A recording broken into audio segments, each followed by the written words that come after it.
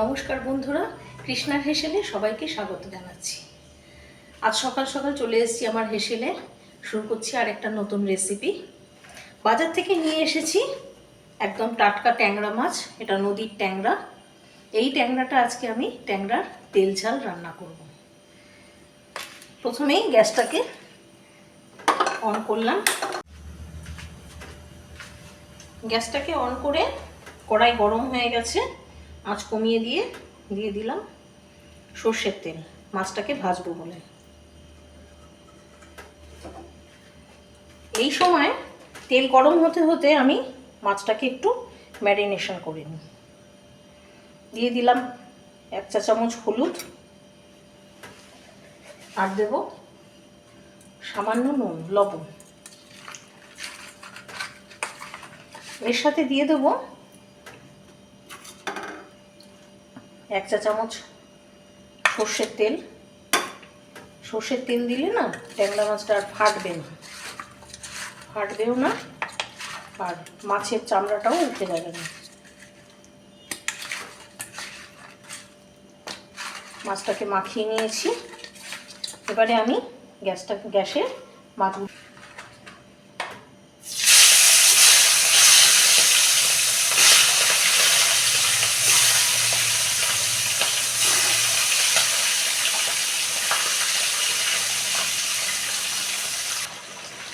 মাছটাকে এবারে একটু উল্টে পাল্টে দেবো। ট্যাংরা মাছ, এটা নদীর ট্যাংরা। মাছটা ভাজা হয়ে এসেছে, গ্যাসটাকে একদম কমিয়ে দিয়েছি। দিয়ে এবার মাছগুলোকে আমি তুলে নেব।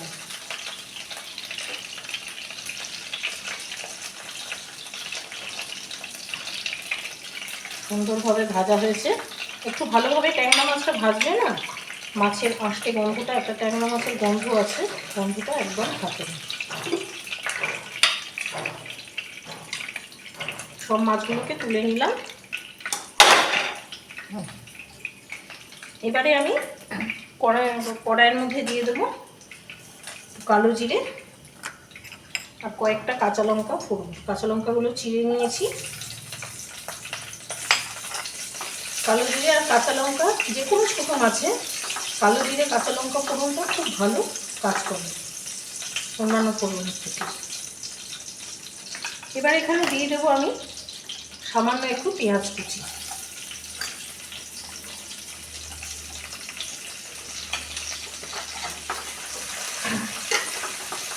গ্যাসটাকে পেঁয়াজটাকে খুব ভালোভাবে তেল, কালো জিরে, কাঁচা লঙ্কার সাথে মাখিয়ে নিয়ে সামান্য কাঁচা গন্ধটা চলে যেতেই আমি এখানে দিয়ে দেবো পেঁয়াজ বাটা।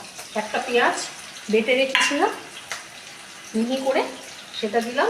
আর দিলাম 1 চা চামচ রসুন বাটা, তার সাথে দিলাম 1 চা চামচ আদা বাটা। এবারে আমি এই পেঁয়াজ কুচি, কালো জিরে, কাঁচা লঙ্কার সাথে পেঁয়াজ বাটা, রসুন বাটা আর আদা বাটা খুব ভালোভাবে কষাবো। পেঁয়াজটা খুব ভালোভাবে কষানো হয়ে গেছে, তেল ছেড়ে গেছে পেঁয়াজের থেকে। এবার এখানে আমি কিছু মশলা দিয়ে দেবো। প্রথমেই দেব 1 চামচ হলুদ, 1 চা চামচ লঙ্কা গুঁড়ো, 1 চা চামচ ধনে গুঁড়ো আর 1 চা চামচ জিরে গুঁড়ো, 1.5 চা চামচ জিরে গুঁড়ো। সাথে দেব 1 টেবিল চামচ টমেটো বাটা, আরও মানে 1.5 টেবিল চামচ টমেটো বাটা। সম্পূর্ণ মশলাটাকে এবার আমি একসঙ্গে কষিয়ে নেব। মাছটা কিন্তু সিমে আঁচেই আছে। এগুলো ফেলে দিই।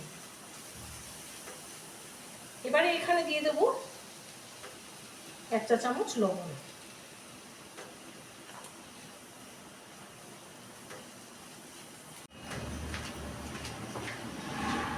মশলাটাকে খুব ভালোভাবে কষিয়ে নিয়েছি।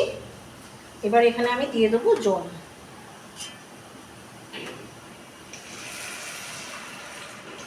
ঠান্ডা জলই দিলাম। এবার আমি গ্যাসটাকে বাড়িয়ে দেবো, ফুল আঁচে করে দিলাম। ফুটে উঠলে তারপরে আমি মাছগুলো দেব।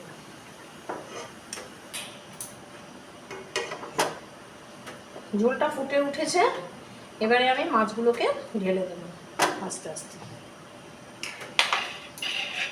ট্যাংরা মাছ খুব সুস্বাদু মাছ, আর মাঝখানে একটা কাটা আছে বলে বাচ্চাদেরও এটা খেতে খুব সুবিধা।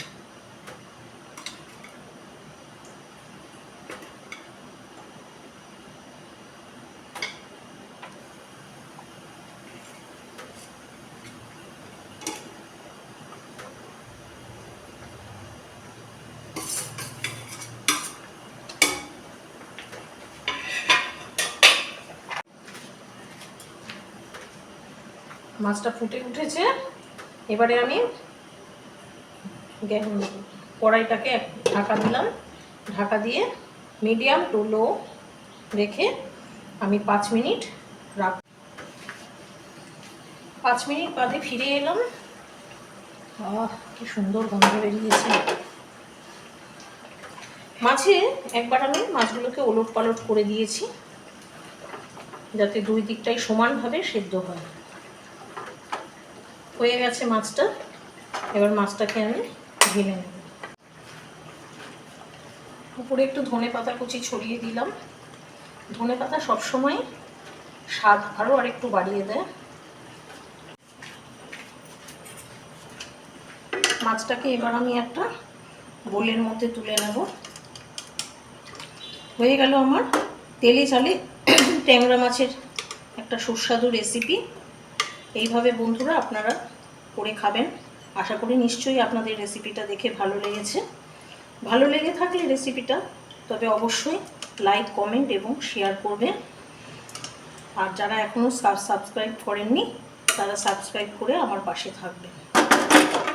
আজ তবে এখানেই আসি, আবার নতুন আরেকটা রেসিপি নিয়ে আরেকদিন আপনাদের কাছে আমি হাজির হব। সবাই ভালো থাকবেন, ধন্যবাদ।